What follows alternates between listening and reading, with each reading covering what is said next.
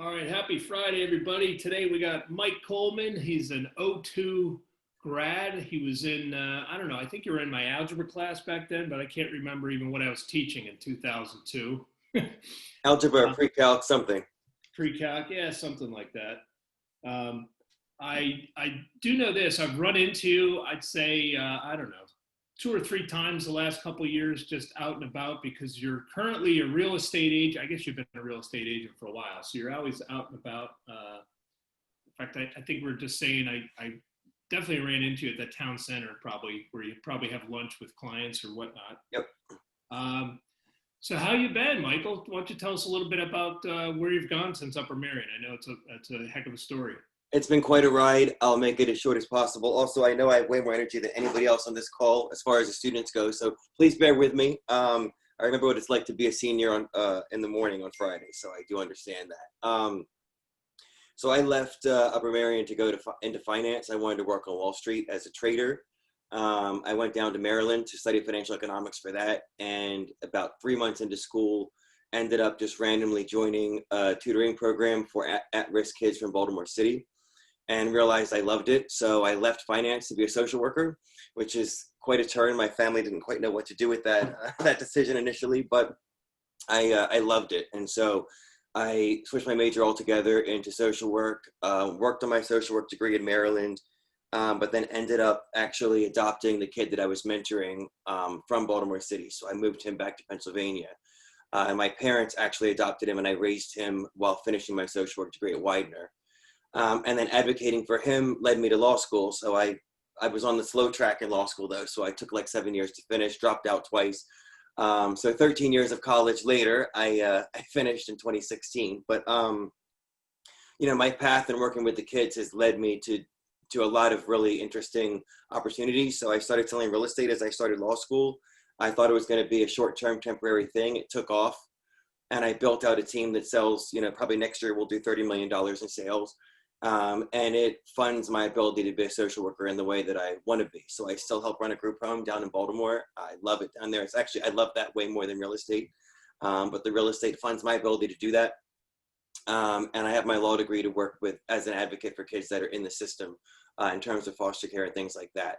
My wife and I went on to adopt a kid from Philly who is a terror on earth right now, but we're doing our best with him. And so I have a really fun mix. I own a few businesses and some rental properties, and I get to kind of have the life that I want, while creating a future that I'm looking for. That's incredible. How is your son? I guess your oldest son. Do you have two sons now? Is that what He's I heard? technically my brother. Oh, okay. Yeah. All right. And yeah, that's unbelievable. And this all happened when you were just a few years out of high school, right? Yeah. Yeah. Yeah. When we took him in, I was 22 and he was 15. Okay. All right. Well, that makes sense then.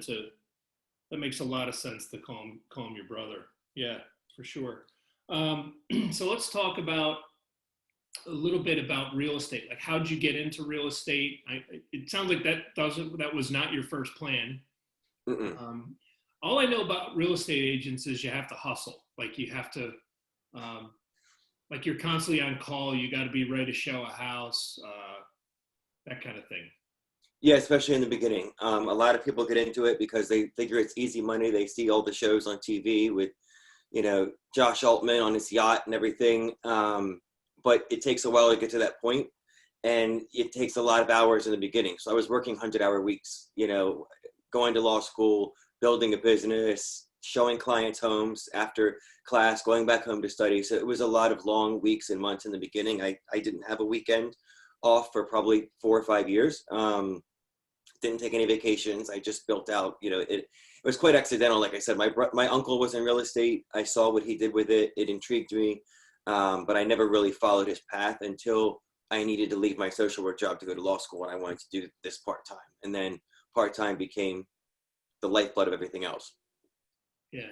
And you're running it's funny. There's so much hit me at the beginning of the interview. You're running a group home outside of Baltimore or in Baltimore right now, but you live up here in Pennsylvania. I think you live up here in Pennsylvania. I do. I live in King of Prussia. And I grew up in Bridgeport, when I went to Upper Marion.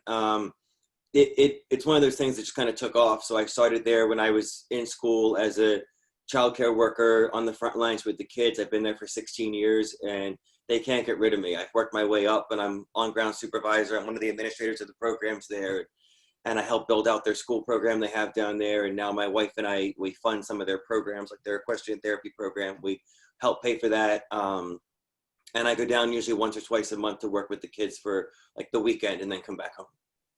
Oh, that's wow. That's incredible. It's funny. I ask everybody,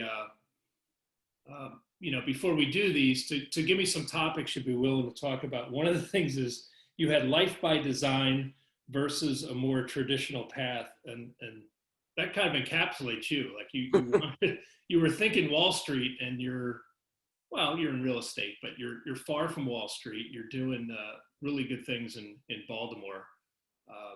And yeah, you made it. It sounds like you made your life path. It sounds like you're working to help other kids, is what it sounds to me like. Yeah, I've kind of come full circle. I left school and wanted to make as much money as possible, but for me.